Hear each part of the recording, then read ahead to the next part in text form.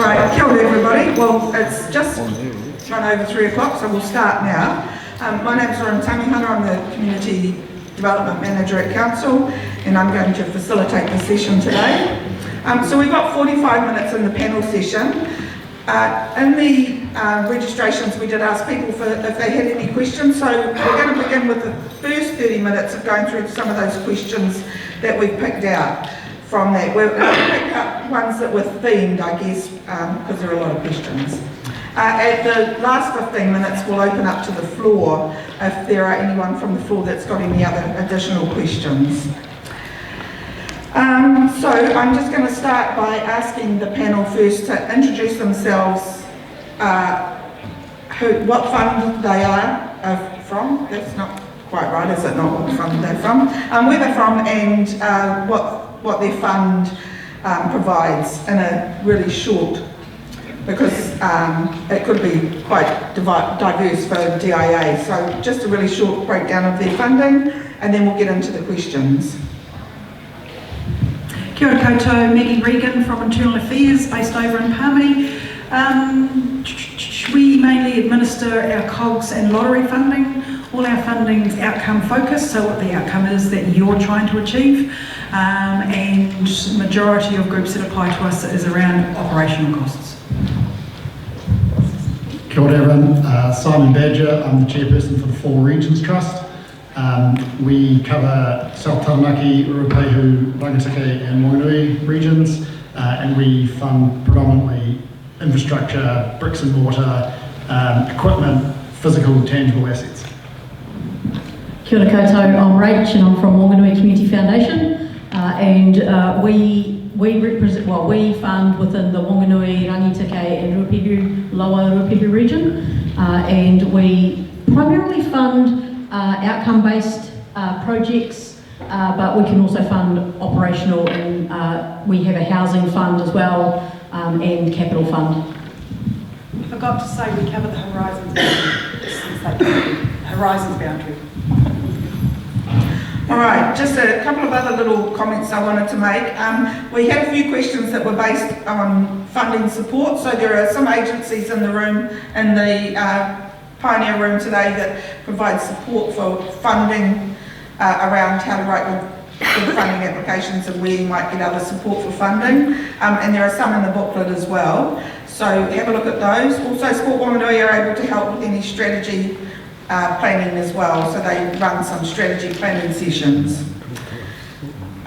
I also wanted to put a little post in for the community-led development conference that's run every year, and that's I think around February. I think next year is when we're looking at running that, and that's a really good opportunity for community organisations to come along and listen to people that have had some funding potentially for projects and talk about some of the things that are happening in the community. Really good opportunity for some training and learning there as well.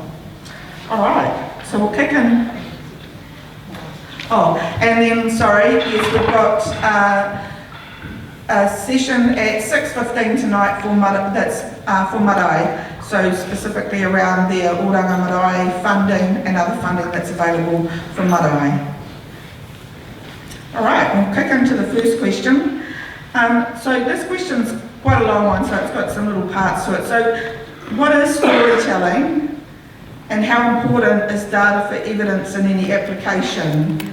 And then thinking about storytelling and as an impact measure. So how do you make people go, wow? Rach? Wow, let me tell you. Okay, so is data important? It really is, because we need to know that it's what project or whatever you're applying for funding for, there's a purpose for it. And we need to understand that you've validated that purpose, that it's a real need in the communities. And I do understand that it's very, very hard for you to know all the data. We have Stats NZ here, and Nicole will help you out whenever you need to find data, so make sure you note that down. But also, we've put together a little sheet at the Whanganui Community Foundation, and it's just sitting at the table out there if you want to grab a copy. And it's got the wellbeing radars for our community. So we've got the Rangitikei, Ruapehu and Whanganui wellbeing radars, and that shows you where the deprivation points are. So if you pick up one of those that's got some of the data on it, that data is really important because it allows our trustees, we're sitting around the table making decisions, to know that what you're applying for is actually a need in our communities.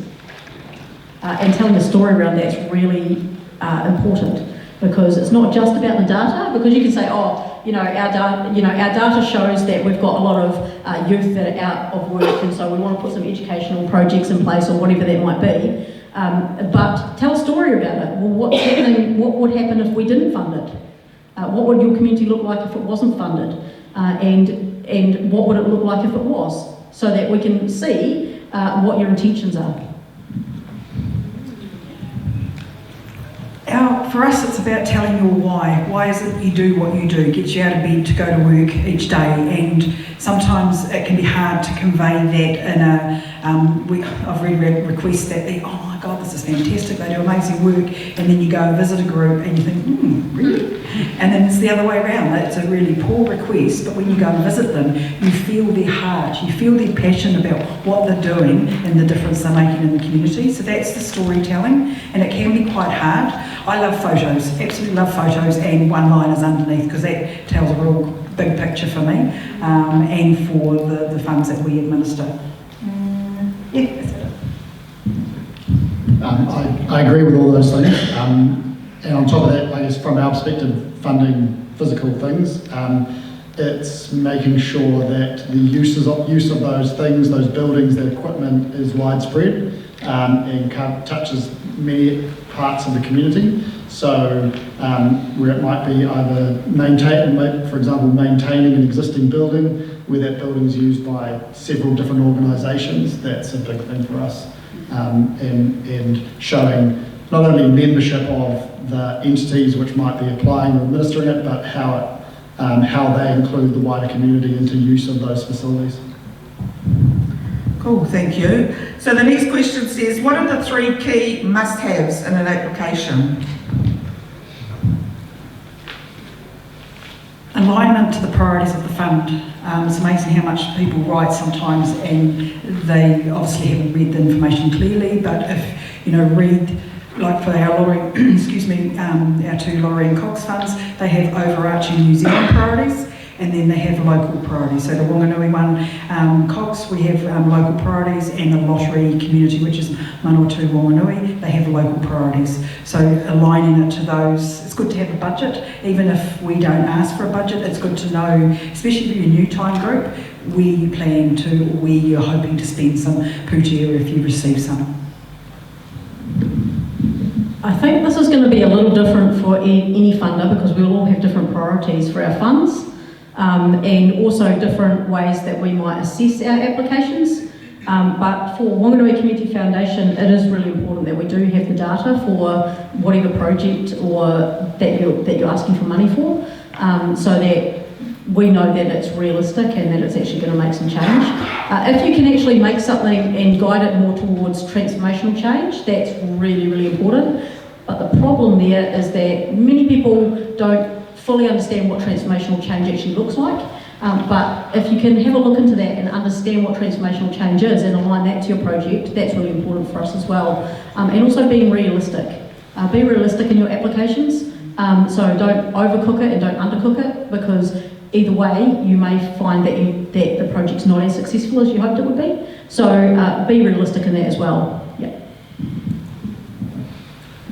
Probably one that's very specific for Regions Trust is you must have multiple quotes for the work that you're willing to undertake.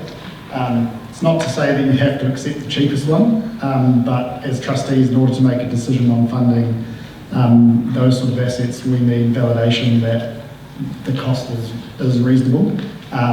Where possible, we always favour people going with local suppliers where possible, but we realise it's not always the case. But probably the one thing that applications fall down the most on for us is where they don't have multiple quotes and they haven't gone to the market to validate what they're doing.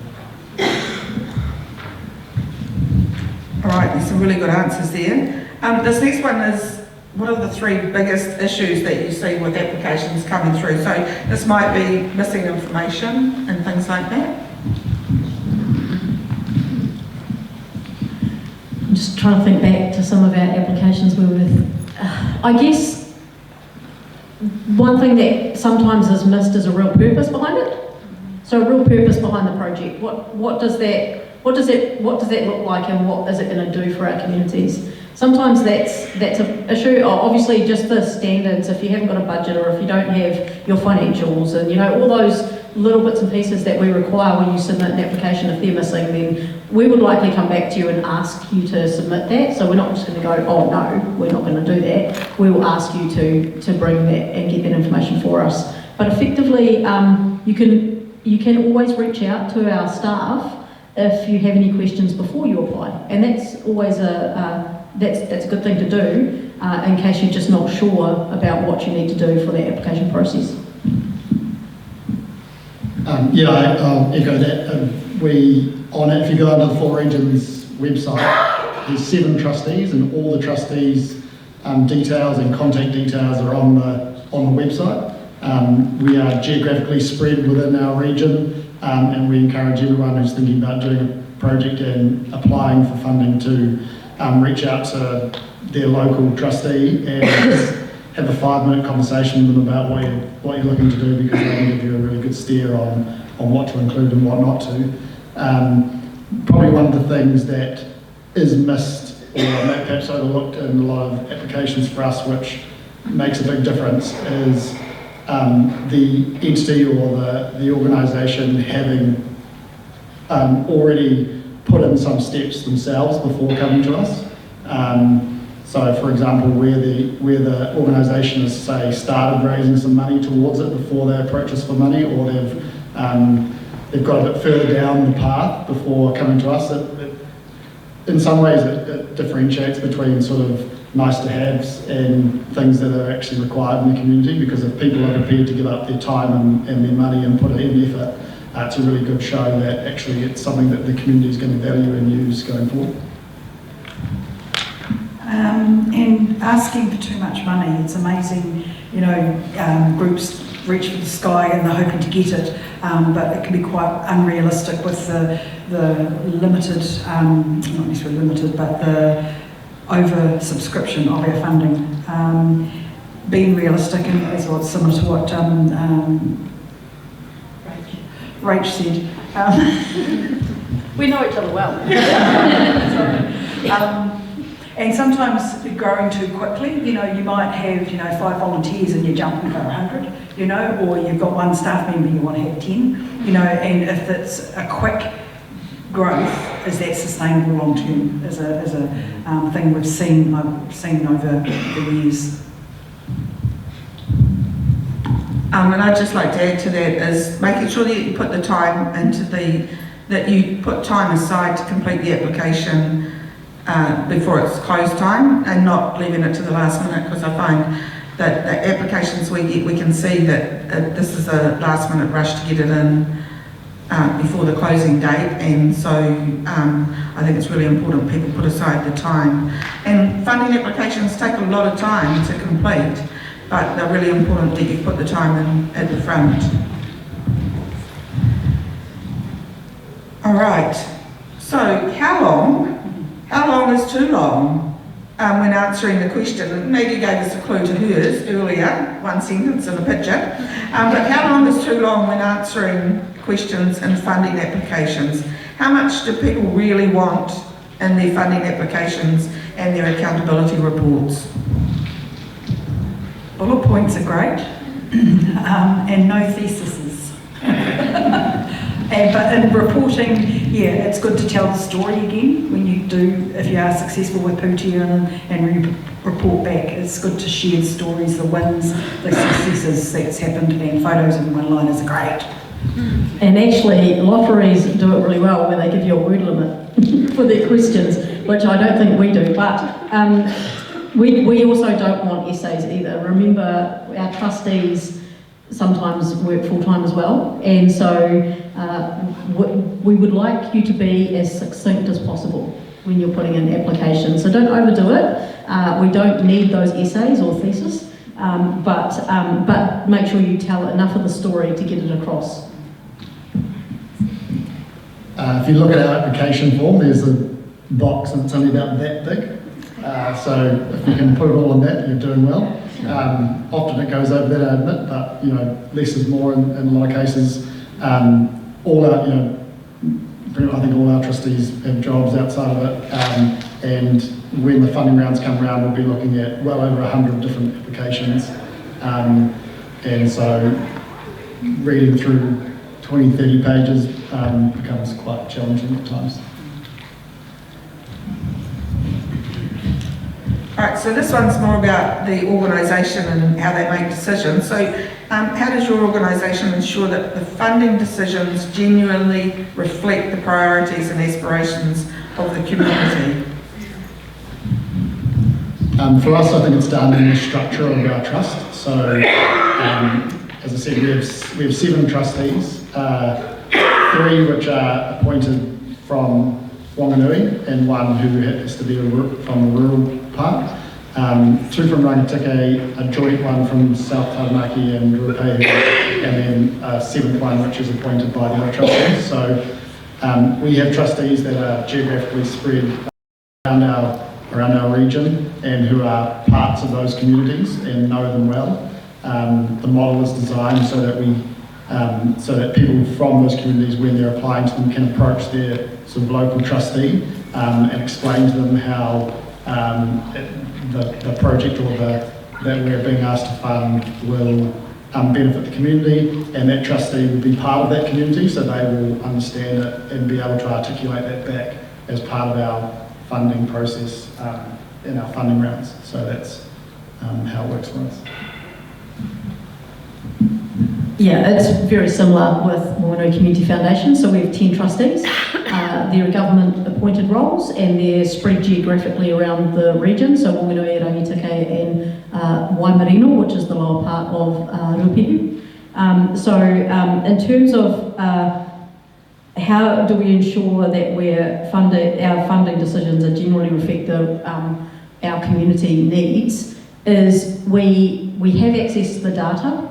So we understand the data for our regions. Our trustees know what's happening in their communities. So, and again, like 4 regions, that the people within those communities can reach out to our trustees and talk to them, and they tend to, especially on the outer regions. And so we know we have a good steer on what's needed in our communities, and when those applications come through, we can reinforce that.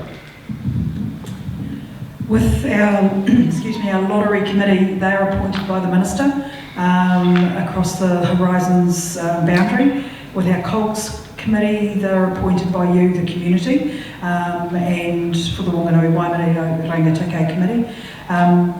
We fund on outcomes, and it's your outcomes, what you are trying to achieve.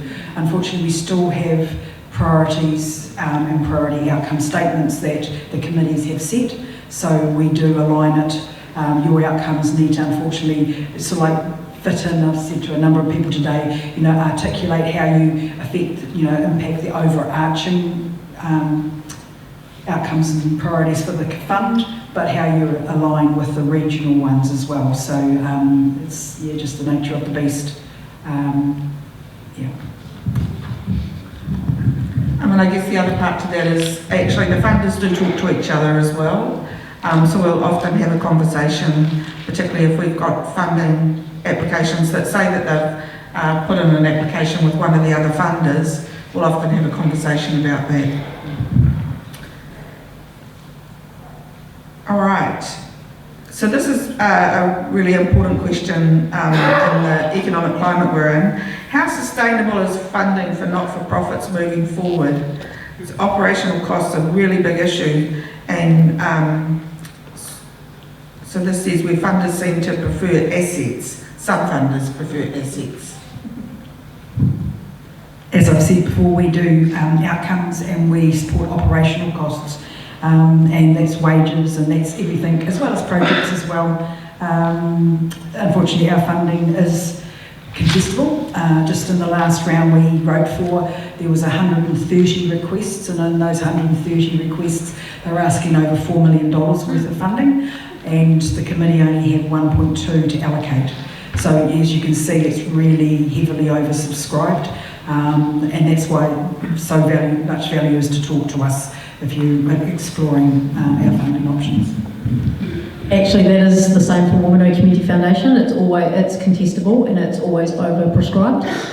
So we get a lot of applications in that where we have to prioritise the applications in terms of the strength of the application and the impact it has within our communities. That's really, really important for us. So it's a difficult one because it's so contestable. There's a lot more applications coming in than we can actually fund, but in terms of priority-wise, across the board with operational project, infrastructure, really there's less limitations on that, but understanding that if you apply to Whanganui Community Foundation for a $3 million project, that may not happen. So, but you never know, right? And our chair's sitting over there going, shush. So we have to, again, like I said, being realistic about it, but it's not necessarily true that funders prefer assets. Some funders do, but others would be much better placed for project-based or operational costs, and we're one of those. Very similar in terms of funding amounts. We have about 1.2 million to give away each year, which is done in 3 rounds. Doesn't always get divided up equally, depending on the projects that come in, but that's sort of about our capacity. We'd be oversubscribed 4 or 5 times that amount at least, so it is all contestable. We don't have any, like our trustee doesn't require us to only fund assets, but the structure of our trust makes it really the only realistic thing we can fund, because we're not set up to do accountability studies and follow-ups with people, and so funding infrastructures, given the structure we have, just about the only thing we can do effectively, and that's why we focus on it.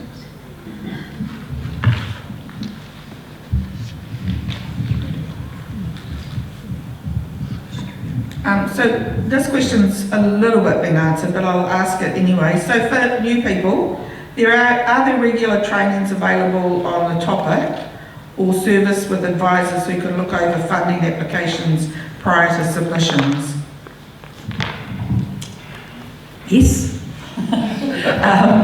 If I get a new group coming across my table, or I meet with them and the round isn't open, I often will talk through the fund, etc., send them a word copy of what the request looks like, and so they can start understanding and start looking at what the request might be. When the round is then open, it's easy enough to cut and paste into the system. As soon as you cut and paste into the system and save it, I can see it live. So it's one of those things that you can then give me a call. Am I on the right track, or am I way off? And I won't tell you what to put, but I'll help encourage you to put more this or more that, or bits and pieces. So, and what Lauren mentioned earlier, we've been having the lunch and learn sessions over the last run at Community House around upskilling the community groups and leading to the conference that we're looking at holding at the end of the community-led conference, whereas that's where it's an opportune time for training, and we as funders are having the conversations around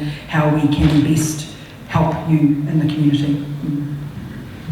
I think for us it's a case of contact a local trustee. Having a 5-minute phone conversation with the trustee at the outset can really help shape your application, or in the case where it's not something that we'd fund, save you a lot of time and effort to apply to us. So doing that early, and where it is something that we'd be funding, and we've had success in the past, is have an early conversation. They can give you a guide on what to include in your application and what not to. Go away, do the application yourself, and then once you've got it drafted, send it to the trustee for them to have a look at. Even from that, they can give you some pointers. I don't think we'll tell you what to put specifically, but we can guide your application about what are the good parts and what can increase its chance of success. Yeah, we have some operational staff at the foundation which you can reach out to, and they will help guide you with any applications. But again, same as our other funders here, There's a number of different organisations. So out just in the next room, you've got Fund Sorter and Right Fund, which will help you with applications. But also there's other opportunities. Making sure you've got your governance right is a real key thing as well. And Sport Whanganui can help in that direct. There's plenty of people and organisations out there that will help. So we've got it all right here. And again, our operational staff at Whanganui Community Foundation will absolutely help you where they can.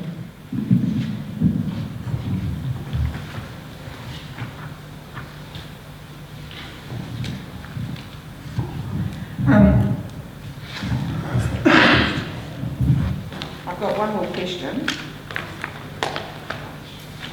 not on your list.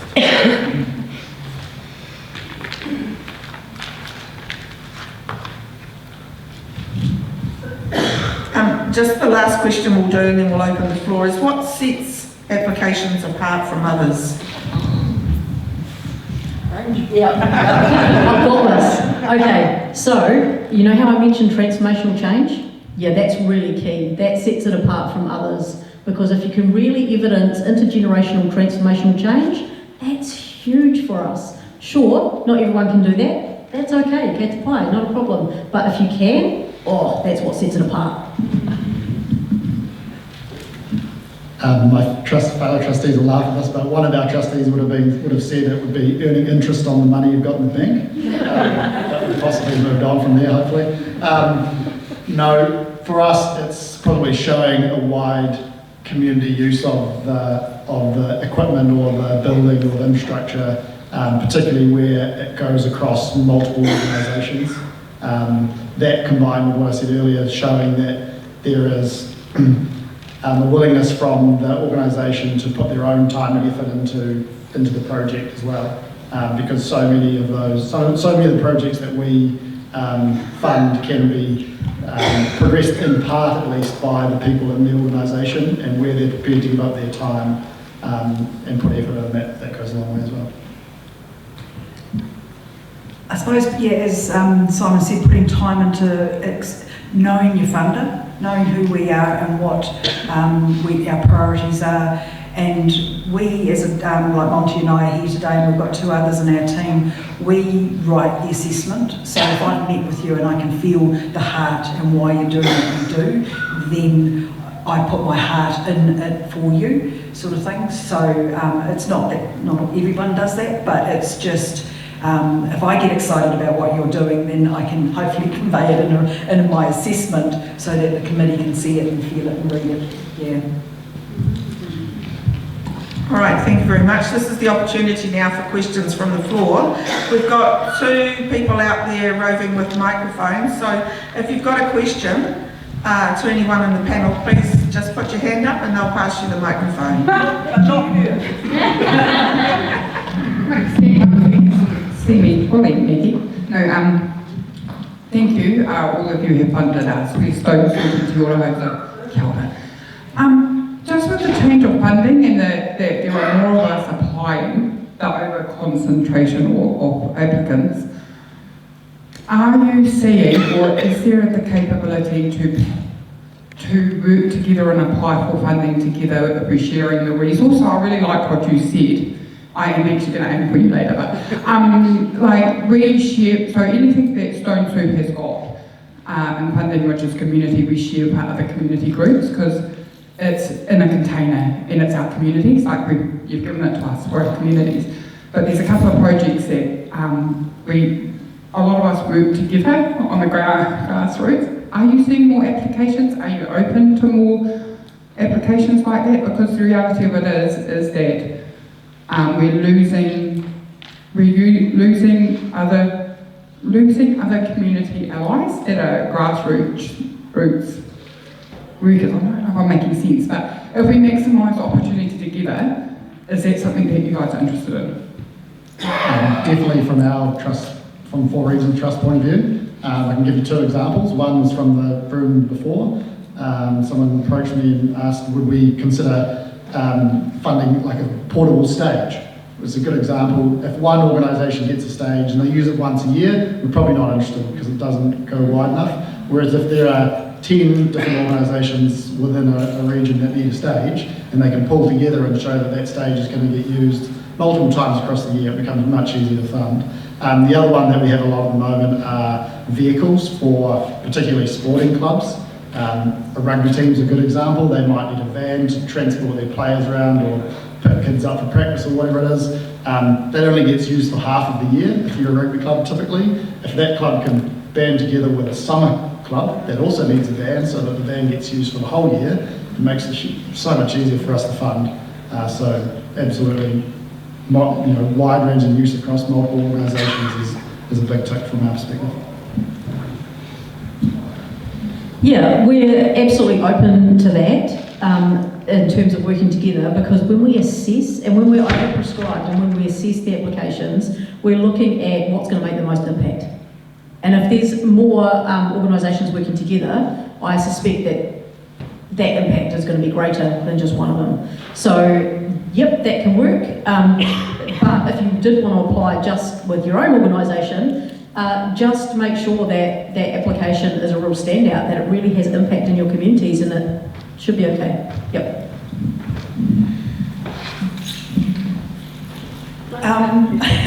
Sorry, I was just trying to think of an answer. We would explore the opportunity. We'd need to see what it would look like actually in paper, like a project cost, project outline sort of thing. And so it's not a yes, it's not a no, but it would just need to explore what the option might look like. And especially if other funders are willing, that co-resourcing. Got a question? Yep, Annie. Kia ora, ko Christian Aho. I'm from Falls Whanganui here in town. I've just got a couple of questions. So one of the main questions that we have is regarding certain sports throughout the country. I know someone was talking about having to get 2 quotes. Some sports require specialised contractors to do that. Do you still allow just the one quote? Like for us for bowls, we can only go to 2 companies, or pretty much one company now in New Zealand to do turfs and stuff. Does that still be acceptable? Yeah, if there's only one supplier, then that's fine. Now, the other question that's probably scaring a lot of non-profit groups down here is we all got an email probably about 3 to 4 months ago about, and I know they're not here to talk to us about it, was the new Gaming and Gambling Act that's coming out with NZCT about withholding some funds and stuff. So, is there anybody able to talk about that? Unfortunately, no. No, that's... No, sorry, they're other funders, and we're not gaming trusts. No, thank you. Just a question around, you talk about asking for too much, whereas sometimes we've got some massive capital works that might need doing. So say somebody had something in the region of 400 grand, right? Understand we're all doing our own fundraising and there are multiple lenders, but how often do you guys talk together, and can we submit, well not submit one application, but go to one person, and then there are limitations around the dates, and the time frames of working with everybody. So is that something that we can consider, that one person says, shit, yeah, that's a goer, can we work together? 100%, yeah. And one might be dependent on the other, so one funder might be dependent on the other. So for example, you could come to Whanganui Community Foundation with a project. Yes, we might say we can partially fund it, and you would need to approach another funder, and we would help you to do that. Okay. So we would then maybe go talk to Maggie or other funders and say, hey, this is an amazing project, we're on board, but we can't do it all ourselves, and then we would have to line up those dates. Yeah, that's wonderful. Thank you. Yeah. Totally. Thank you. 2 questions. Can transformational change be on a very small scale, an individual? Yes, absolutely. But bearing in mind that because the funds are overprescribed, transformational change, or the impact to the community, we'd like it to be as large as possible. And in that case, those are the ones that we would prioritise if we're overprescribed. And the other question, COGS and lotteries. Do you still do a template budget? Yes, we do. We've actually set a limit now under 20,000 that you don't need a budget. But that's if you're new to us then we would still be asking you what actually would you like to spend the pūtea on if you were successful. And some groups have put it in their request, you know, we want to pay some volunteers, pay the power, whatever the case might be. But no, yes, we do have a template, and I've got one out there I can show you if you like. I've used the template budget a lot and I like it. I just wondered, from what you said, do you still need that template budget? Over 20,000, yes you do. Yep. Thank you. Kia ora tātou. As representative of our environmental and education group, how can we influence the priorities? You've all talked about working to your priorities. I just wonder what opportunities there are to actually, for the community to have input into those priorities. You are very welcome to talk to our operational staff if you believe that there's a priority that we're missing or not supporting enough. We do keep a close eye on our communities in terms of the data and understand what the data's saying, but there's also anecdotal data which we may not have a complete picture of. So if you do think that we're missing something, do talk to our team at Whanganui Community Foundation so we can take that on board and talk about it around the board table to understand if it's something that we need to prioritise. Talk to our trustees, that's what they're there for. With our COGS funding, we do an annual survey sending out to all community groups that have applied to us in the past saying these were the priorities last year, does it still reflect what's happening in the community, and when there's opportunity to feed that back. It's a bit harder if you haven't applied to us in the past, and that can influence what the priorities are for the year ahead for COGS. With lottery, we as advisors are out in the community all the time. We hear and we share with our committees the data, stats, what the sector's doing. We talk to other funders and councils and what have you, which then we give information to them for them to create their priorities and where they land. It's a slightly different process with our lottery committees. Yeah. Kia ora. I'm just interested to hear from your perspective as funders whether you're seeing more successful grants coming through that have been written by professionals like Right Fund, etc., or if you're keen to see those written from the staff themselves. That is an excellent question. I'm not sure these days with AI and so many other support systems out there that we don't mind if you use a tool to apply. Because we know that most of the organisations that apply to Whanganui Community Foundation are volunteer organisations. Very likely you've got other jobs and time is limited. If you need a tool to help you to write your applications or an outside organisation, doesn't bother us. Yeah, same for us. I don't think we've noticed any uptick or change, and it doesn't to us. It's the substance. It's what is in there, that not how it's presented. That matters. We don't fund. We will not give any pūtea towards a fund writer. That we've seen AI come through. You can tell in the language that it's been generated. But if I've dealt with a couple just in the last round actually that they were a fund writer for a group, and that would be an excluded cost for us.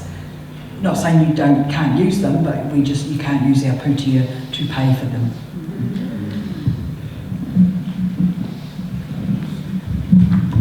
All right, any other questions from the floor?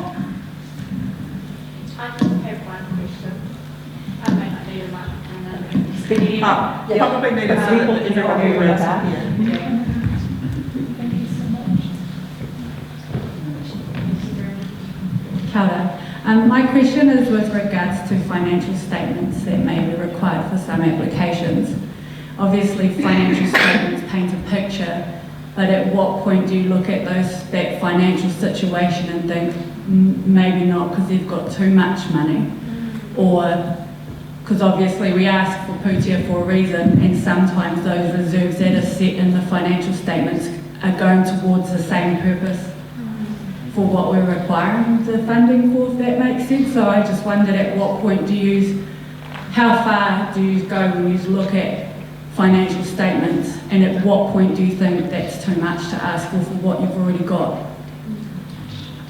So that's an interesting one, because we do look at your financials, But also there is a section when you apply to Whanganui Community Foundation that asks you what funds in your account are tagged, which means that you've got a chance to explain to us that the money that you do have is going to be used for another purpose.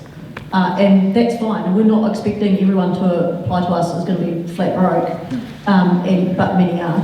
But, you know, if you've got putia there, just say what that's going to be used for, and that's absolutely fine.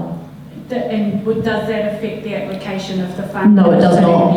The reason why we're also requesting further funding? Yeah, no, that won't affect your application. Yep. Thank you. I don't think it affects at all for our trust. We'd probably almost have more questions if there wasn't enough money there, because we'd be asking, well, how are you going to maintain this asset and how are you going to maintain these premises if we pay for them? So yeah, I don't think it would affect you. We have a limit that we are guided by 24 months. So if you've got 24 months or more operating reserves, then we would be asking, you know, do you really need the $10,000 from lottery or cogs? Not that you can get 10,000 from cogs, but anywho. But yes, as Rach said, that if the putia is tagged for capital works or another project, what have you, then that's fine. But if it's tagged for the same operating cost that you're asking us for, we would have that conversation as to, you know, you're on the cusp or you're at 24 months or plus. So yeah.